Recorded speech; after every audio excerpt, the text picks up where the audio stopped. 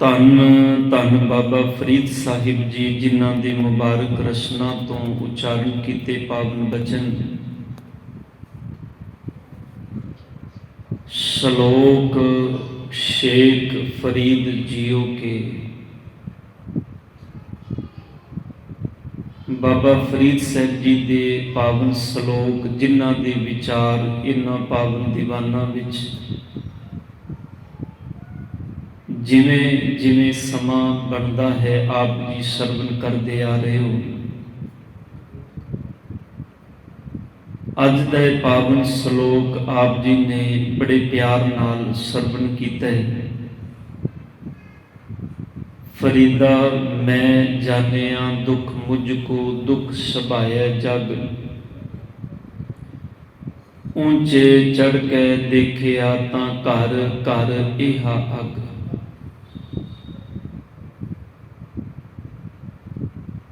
ਜੀਵਨ ਦੇ ਅੰਦਰ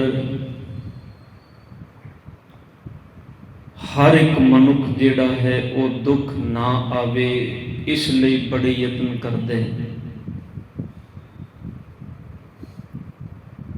ਗੁਰੂ ਤੇਗ ਬਹਾਦਰ ਪਾਤਸ਼ਾਹ ਜੀ ਬਖਸ਼ਿਸ਼ ਕਰਦੇ ਨੇ, ਜਦੋਂ ਆਪ ਸਤਿਗੁਰਾਂ ਦੇ ਸ਼ਲੋਕ ਪੜ੍ਹਦੇ ਹੋ,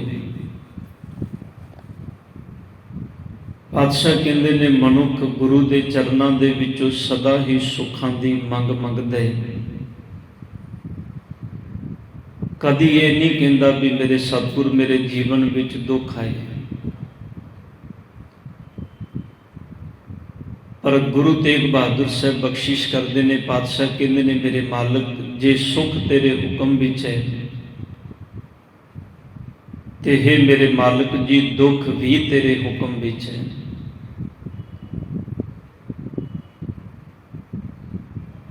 ਜੇ ਸੁੱਖ ਜਿੰਦੀ ਕਾਮਨਾ ਹਰ ਦਿਨ ਮਨੁੱਖ ਕਰਦਾ ਹੈ, ਹਰ ਘੜੀ ਮਨੁੱਖ ਕਰਦਾ ਹੈ,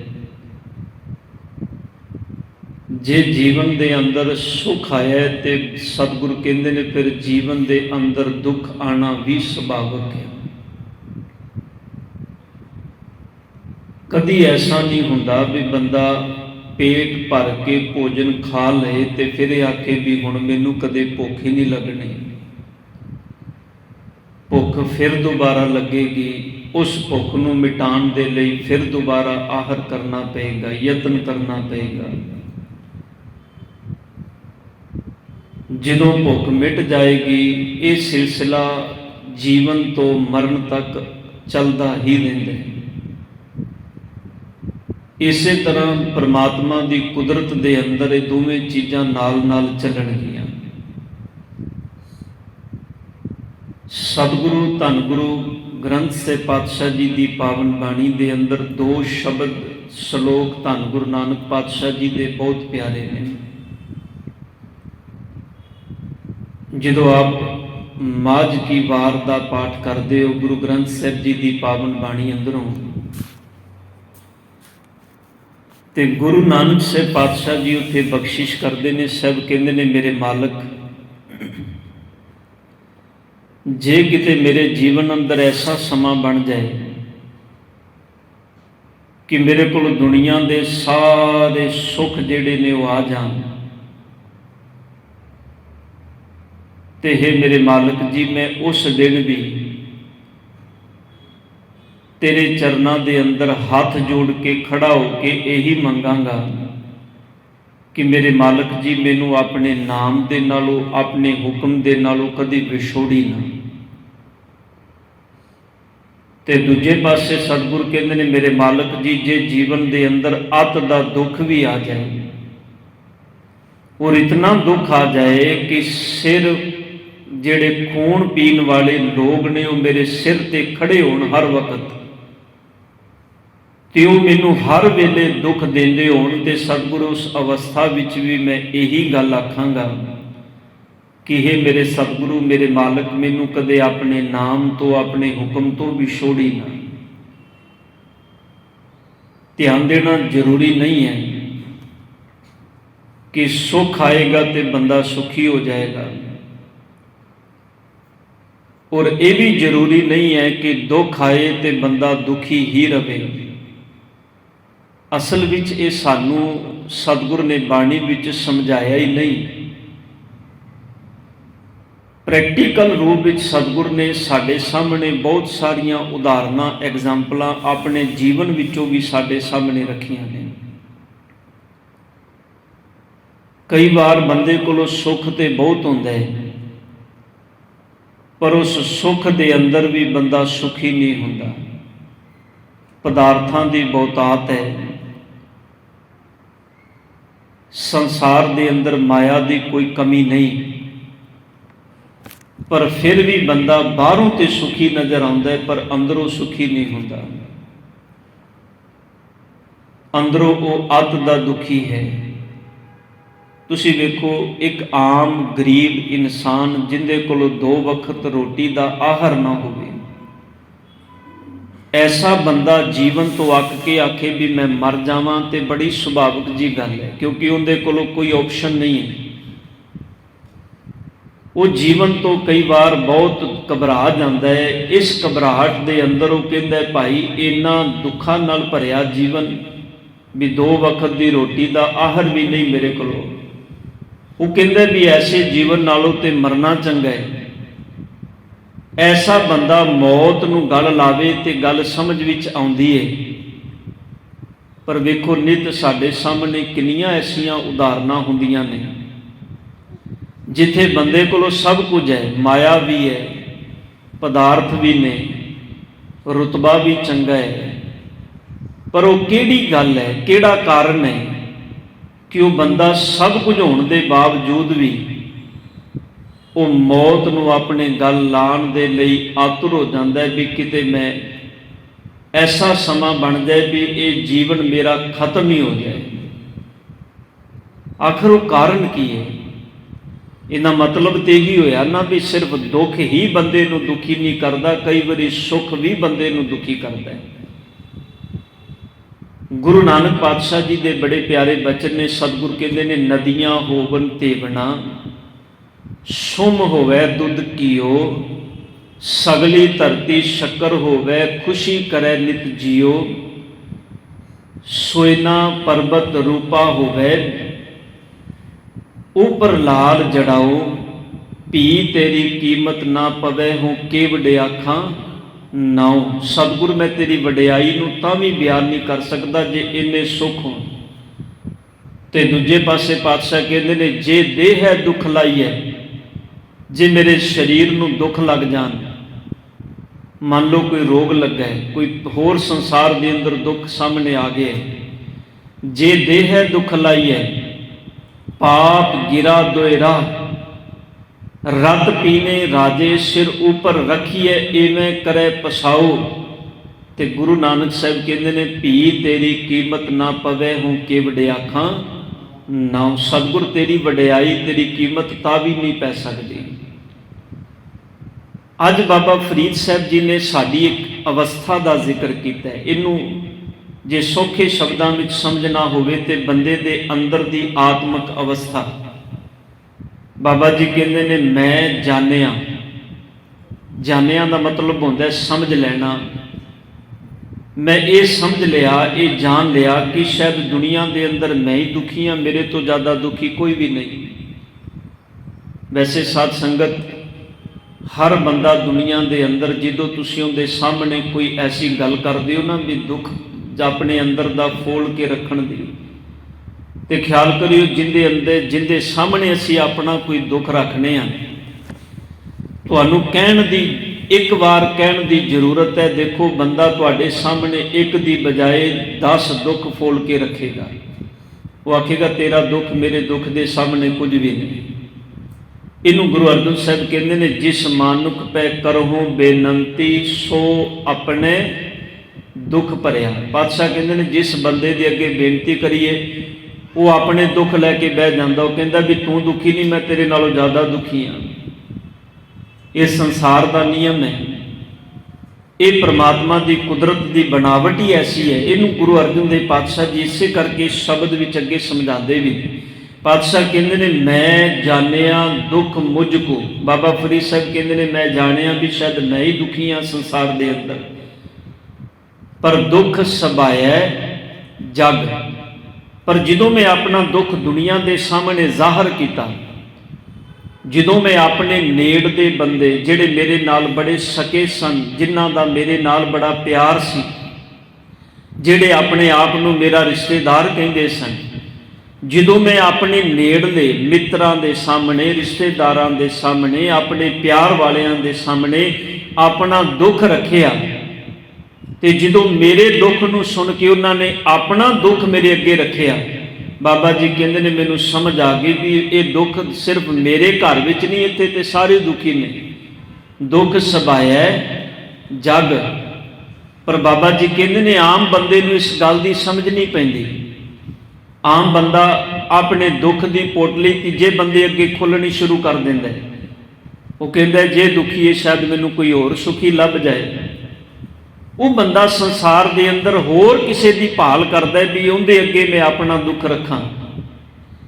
ਪਰ ਬਾਬਾ ਫਰੀਦ ਸਾਹਿਬ ਕਹਿੰਦੇ ਨੇ ਮੇਰੇ ਮਾਲਕ, ਜਿੱਦਣ ਤੇਰੀ ਕਿਰਪਾ ਹੋਈ ਨਾ, ਮੇਰੀ ਆਤਮਕ ਅਵਸਥਾ ਉੱਚੀ ਹੋ ਗਈ।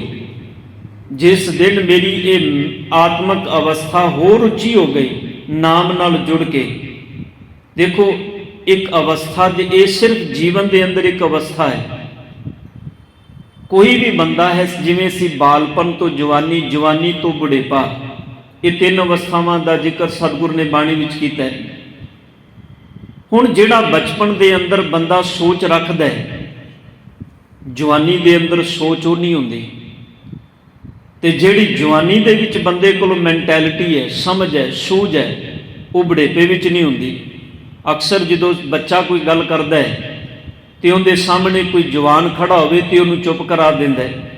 ਉਹ ਕਹਿੰਦਾ ਤੂੰ ਚੁੱਪ ਕਰ, ਤੇਰੇ ਤੋਂ ਜ਼ਿਆਦਾ ਮੈਂ ਸਿਆਣਾ। ਤੇ ਕੋਈ ਜਵਾਨ ਬੰਦਾ ਗੱਲ ਕਰਦਾ ਹੋਵੇ ਤੇ ਉਹਦੇ ਸਾਹਮਣੇ ਕੋਈ ਬਜ਼ੁਰਗ ਬੈਠਾ ਹੋਵੇ ਤੇ ਉਹਨੂੰ ਚੁੱਪ ਕਰਾ ਦਿੰਦਾ, ਕਹਿੰਦਾ ਤੇਰੇ ਨਾਲੋਂ ਜ਼ਿਆਦਾ ਸਿਆਣਾ ਮੈਂ।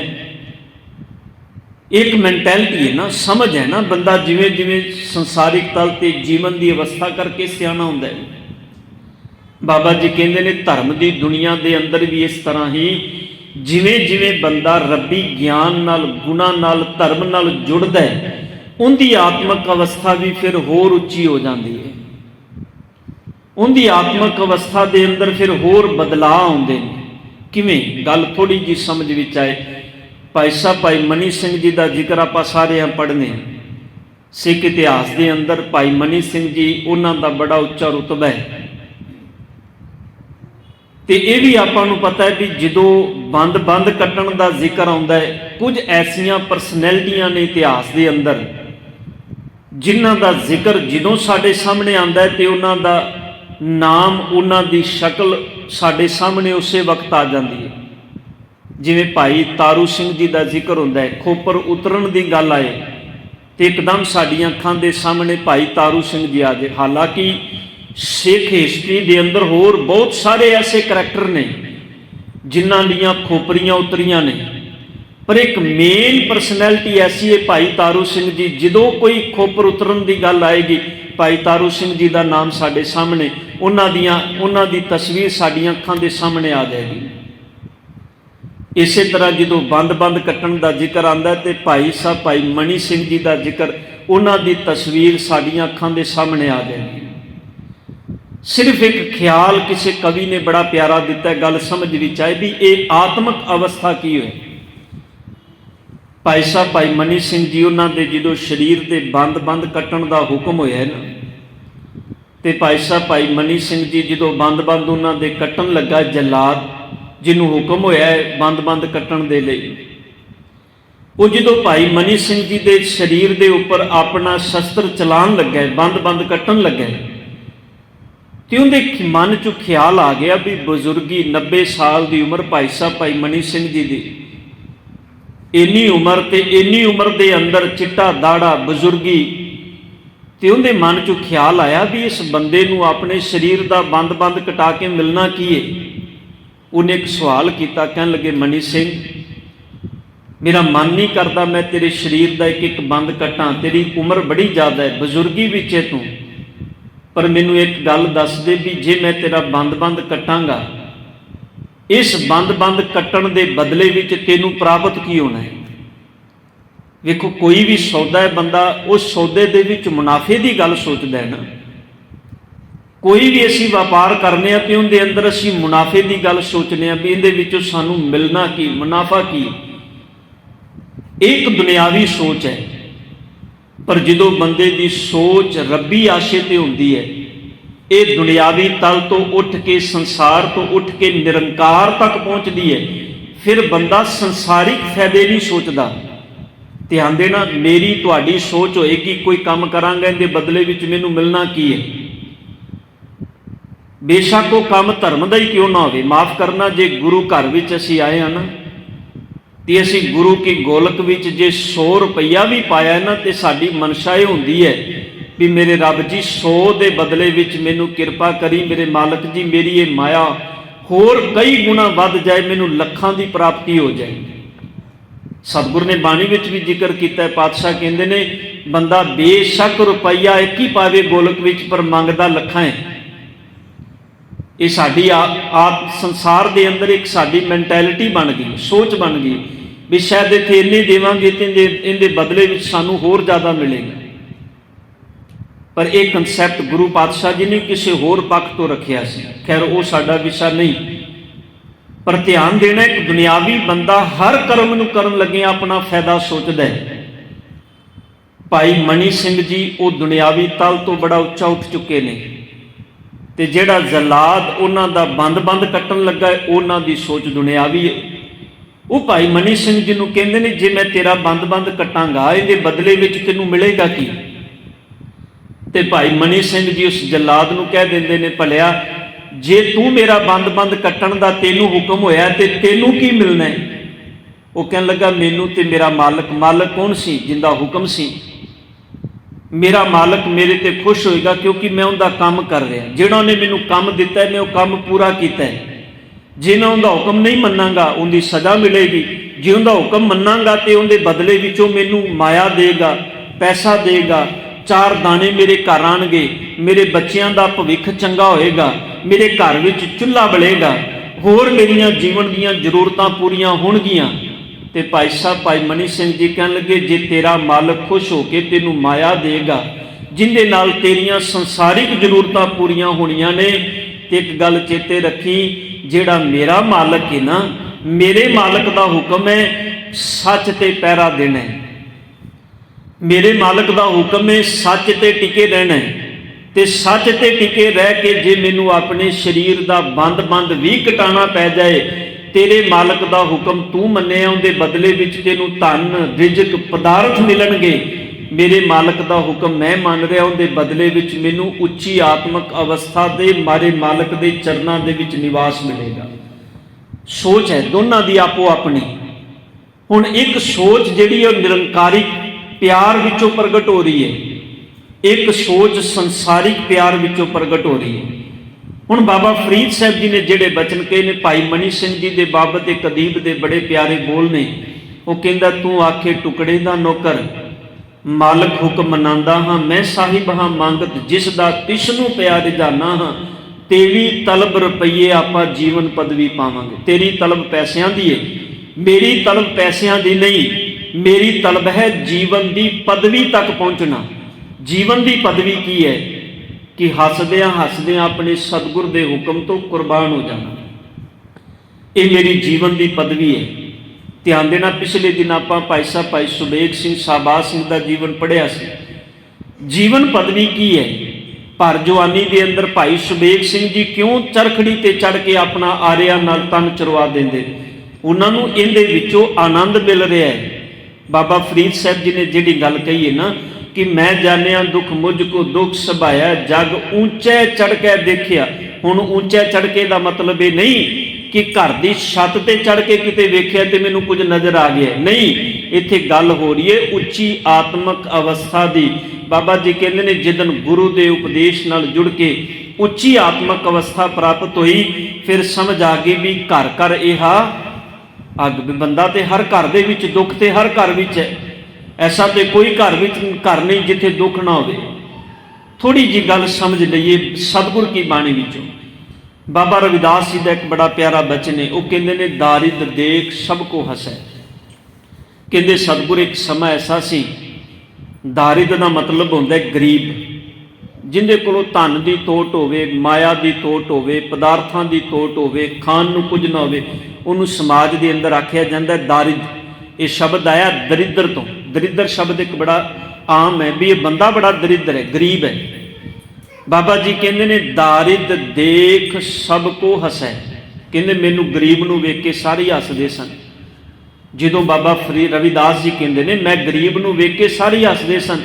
जदों मैं जुलाया घर दे जिहड़ा मेरा किता सी माँ प्यो का दिता होया, जदों मैं काम करना सा, 2 वक्त की रोटी मसां जुड़दी सी, तन दे कपड़े माड़े हुंदे सन, लोग वेखदे सन ते हसदे सन भी बड़ा गरीब नीवी जात दा है। दारिद्र देख सबको हसै ऐसी दशा हमारी। बाबा जी कहते ने मेरी परसनैलिटी ऐसो ही सी संसार दे अंदर, इहो जिहा मेरा जीवन सी संसार दे अंदर, पर मेरे मालक जी तू किरपा कीती। जदों मैं तेरे नाम नाल जुड़िया, जदों तेरे गुणां नाल जुड़िया, जदों मैनू समझ आ गई धर्म दी, ते बाबा रविदास जी कहते ने अष्ट दसां सिद्ध कर तलै सब किरपा तुम्हारी। हे मेरे मालक जी हुण 18 रिधियां सिद्धियां तू मेरे हाथ ते रख दित्तियां ने, ये तेरी किरपा है, ये तेरी बख्शिश है। ध्यान देना सोच है ना, एक समा जदों लोग हसदे सन वेख के, ते एक समा यह है जदों बाबा रविदास जी कहते हैं तो ही मोही मोही तो ही अंतर कैसा। मेरे रब जी मेरे विच ते तेरे विच अंतर किहो जिहा है। कनिक कटंक जल तरंग जैसा, जिवें घड़े होए सोने अंदर ते अन घड़े सोने दे अंदर फर्क हुंदा है। फर्क कुछ नहीं, एक घड़िया एक अन घड़िया है। सतगुरु पातशाह जी जिवें पानी ते पानी दे अंदर उठण वालियां लहरां दे विच फर्क है, फर्क सिर्फ इन्ना कोई है। लहरां सिर्फ नज़र आउंदियां ने उठियां बवख, पर वो एक खिन बाद फिर पानी विच समा जांदियां। सतगुर कहते हैं इस तरह असीं जिन्ने भी हाँ बेशक वख नज़र आ रहे हैं, पर उनके विच समा जाना एक दिन। इस करके बाबा जी कह रहे हैं ऊंचा चढ़ के देखिया तां घर घर इहा अग। जदों मेरी मानसिक अवस्था थोड़ी उच्ची हुई, ध्यान देना सिर्फ ये जिन्ने दुख सुख की खेड है, सतगुर की पावन बाणी कहती है तेरी सोच ते टिकी हुई है, तेरी मैंटैलिटी ते टिकी हुई है। जिवें जिवें तेरी आत्मक अवस्था उच्ची होएगी, तेनू समझ आ जाएगी कि नहीं बंदिया, सिर्फ संसार दे अंदर रोटी ही सब कुछ नहीं हुंदी, रिजक ही सब कुछ नहीं हुंदा। रिजक तो ऊपर भी कोई चीज़ है, इनदे तो ऊपर भी कोई विचार है, वो है उस दाते नाल जुड़ना जिहड़ा रिजक दा दाता है। सतगुर की बाणी का पावन फरमान है ना, पातशाह ताई बाणी विच कहंदे ने मेहरबान साहिब मेहरबान, साहिब मेरा मेहरबान जी सगल को दे दान, तू काहे डोले प्राणियां। बाबा जी कहते हैं तू दुखी इस करके हो रहा है भी तू 4 रोटियां किवें कमाएगा। पातशाह जी कहते ने एक गल चेते रख, तू काहे डोले प्राणियां, तू दराखेगा सिरजनहार, जिन पैदाइश तू किया सोई दे आधार। किवें समझ आएगी जदों सोच उच्ची होएगी, उदों फिर बाबा भगत धन्ना जी कहते ना चित चेतस की नहीं बावरिया। पातशाह जी कहते ने तू क्यों चेते नहीं करता। कुम्मी जल में तन तिस बाहर, पंख खीर तिस नाही। कुम्मी कछु कुम्मी पानी विच, बच्चे उनके बाहर ने। वो सिर्फ बच्चों को रेत विच जन्म दे के पानी विच चली गई। पातशाह कहते ने मुड़ के उन्हें कदी आके वेखिया भी नहीं मेरे बच्चे कित्थे ने, पर ध्यान देना रेत दे विचों ही उन्होंने आहर मिले, रिजक मिले, तो वो रिजक मिल के वड्डे भी होए, पल भी गए। पातशाह जी कहते ने 10 पत्थर दे विच कीड़ा है, पाखन कीट गुप्त होए रहता, ताचो मार्ग नाही। ये सिर्फ सोच की गल है, आधार की गल है। जिमें जिमें बंदे की सोच ये मन का आधार उच्चा होंदा है, बाबा फरीद साहब कहते ने समझ आ जाती है। ऊंचा चढ़ के देखिया तां कर कर यह अग, फिर समझ आ जाती दुखी मैं ही नहीं हाँ, मैं ही सिर्फ दुखा करके नहीं कल्पदा पिया, सारी दुनिया ही दुखी है। तो जो गल समझ विच आ गई, फिर बंदा दुख नूं सुख विच बदल लैंदा है। ये बचन तुसीं रोज़ पढ़दे हो साहिबां दी पावन बाणी आसा की वार विचों। पातशाह कहंदे ने दुख ते सुख 2 कपड़े ने। एक बचन है बाणी दा, साहिब कहंदे ने दुख सुख दोए दर कपड़े पहरै जाए मनुख। हर बंदे नूं पाने पैंदे ने, ऐसा नहीं है कोई इहदे तो छुट जाए। इस करके पातशाह जी ने अगले श्लोक विच गुरु अर्जन साहिब जी ने समझाया है। पातशाह कहंदे ने फरीदा भूम रंगावली, आ जिहड़ी साडी शरीर रूपी भूमि है, मन रूपी जमीन है, बादशाह जी कहते हैं बड़ी रंगां वाली है, बड़ी शोभनिक है, बड़ी सोहनी है। ਮੰਝ ਵਿਸੁੱਲਾ ਬਾਗ। ਪਰ ਇਹਦੇ ਅੰਦਰ ਮੰਝ ਦਾ ਮਤਲਬ ਹੁੰਦਾ ਹੈ ਵਿੱਚ, ਵਿਸੁੱਲਾ ਦਾ ਮਤਲਬ ਹੁੰਦਾ ਹੈ ਵਿਸ਼ਿਆਂ ਨਾਲ ਭਰਿਆ ਹੋਇਆ, ਕਾਮ ਕ੍ਰੋਧ ਲੋਭ ਮੋਹ ਅਹੰਕਾਰ ਨਾਲ ਭਰਿਆ ਹੋਇਆ ਬਾਗ। ਸਤਿਗੁਰ ਕਹਿੰਦੇ ਨੇ ਇਹਦੇ ਅੰਦਰ ਇਹ ਬੂਟੇ ਲੱਗੇ ਹੋਏ ਨੇ, ਬਾਗ ਇਹਦੇ ਅੰਦਰ ਹੈ। ਮੰਝ ਵਿਸੁੱਲਾ ਬਾਗ ਹੈ ਬੜਾ ਸੋਹਣਾ। ਧਿਆਨ ਦੇਣਾ, ਜਿਵੇਂ ਕੋਈ ਜ਼ਰਖੇਜ਼ ਜ਼ਮੀਨ ਹੋਵੇ, ਉਹਦੇ ਚਾਰ ਚੁਫੇਰੇ ਬੜੇ ਸੋਹਣੇ ਸੋਹਣੇ ਬੂਟੇ ਲਾ ਦਿੱਤੇ ਜਾਣ, ਤੇ ਉਸ ਜ਼ਮੀਨ ਦੇ ਅੰਦਰ ਐਸੇ ਬੂਟੇ ਲਾ ਦਿੱਤੇ ਜਾਣ ਜਿਨ੍ਹਾਂ ਤੇ ਸਿਰਫ ਕੰਡੇ ਹੀ ਉੱਗੇ ਨੇ, ਹੋਰ ਕੁਝ ਵੀ ਨਹੀਂ, ਉਹ ਕਿਸੇ ਕੰਮ ਵੀ ਨਹੀਂ ਆਉਂਦੇ, ਸਿਰਫ ਕੰਡੇ ਨੇ ਉਹਨਾਂ ਤੇ। ਪਾਤਸ਼ਾਹ ਕਹਿੰਦੇ ਨੇ ਇਹ ਜਿਹੜੀ ਸਰੀਰ ਰੂਪੀ ਜ਼ਰਖੇਜ਼ ਜ਼ਮੀਨ ਹੈ, ਪਾਤਸ਼ਾਹ ਕਹਿੰਦੇ ਨੇ ਬੜੀ ਸੋਹਣੀ ਹੈ, ਪਰ ਇਹਦੇ ਅੰਦਰ ਮੰਝ ਵਿਸੁੱਲਾ ਬਾਗ, ਇਹਦੇ ਅੰਦਰ ਜਿਹੜੇ ਕੰਡਿਆਂ ਵਾਲੇ ਰੁੱਖ ਨੇ, ਕਾਮ ਕ੍ਰੋਧ ਲੋਭ ਮੋਹ ਅਹੰਕਾਰ, ਉਹ ਇਹਦੇ ਅੰਦਰ ਉੱਗੇ ਹੋਏ ਨੇ। ਪਰ ਸਤਿਗੁਰ ਕਹਿੰਦੇ ਨੇ ਜੋ ਜਨ ਪੀਰ ਨਿਵਾਜਿਆ, ਜਿਹੜੇ ਆਪਣੇ ਪੀਰ ਦੇ ਨੇੜੇ ਹੋ ਜਾਂਦੇ ਨੇ, ਪੀਰ ਮਤਲਬ ਰੱਬ ਦੇ ਨੇੜੇ ਹੋ ਜਾਂਦੇ ਨੇ, ਜਿਹੜੇ ਰੱਬੀ ਗੁਣਾਂ ਦੇ ਨੇੜੇ ਹੋ ਜਾਂਦੇ ਨੇ, ਸਤਿਗੁਰ ਕਹਿੰਦੇ ਨੇ ਤਿੰਨਾ ਅੰਚ ਨਾ ਲਾਗ, ਉਹਨਾਂ ਨੂੰ ਫਿਰ ਦੁੱਖ ਰੂਪੀ ਪੀੜਾ ਜਿਹੜੀ ਉਹ ਕਦੇ ਵੀ ਲੱਗਦੀ ਨਹੀਂ। ਉਹ ਦੁੱਖ ਵਿੱਚ ਸੂਖ ਮਨਾਈ ਵਾਲੀ ਅਵਸਥਾ ਵਿੱਚ ਜੀਂਦੇ ਨੇ, ਜਿਹਨੂੰ ਗੁਰੂ